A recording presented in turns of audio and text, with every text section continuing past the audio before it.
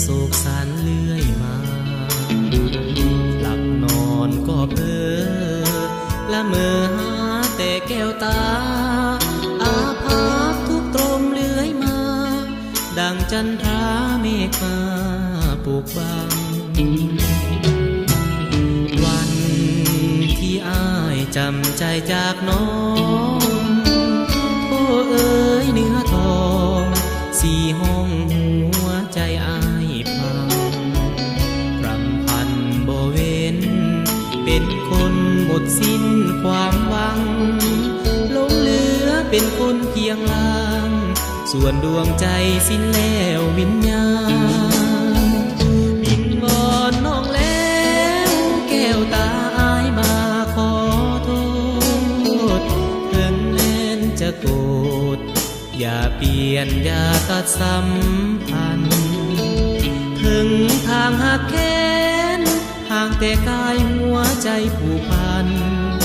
จงเป็นเหมือนดวงตะวันส่องสว่างลงสู่โลกาจงหับหูเถิดนาดวงใจเสียงเพลงแทนกายอ้ายขอมาขอขมาอย่าให้ความหลังสิงสั่งตลอดสีวาวอนน้องเป็นสายทาวลาหลังลมมาปราบพรมสาวดิน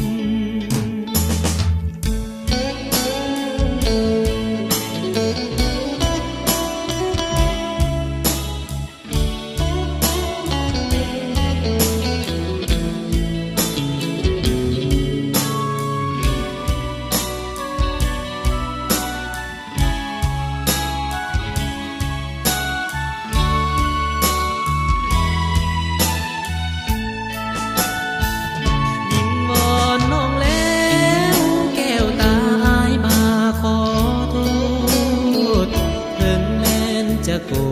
ธอย่าเปลี่ยนอย่าตัดสัมพันธ์ถึงทางหักแค้นห่างแต่กายหัวใจผูกพันจงเป็นเหมือนดวงตะวันส่องสว่างลงสู่โลกาจงหับเถิดนาดวงใจเสียงเพลงแทนกาย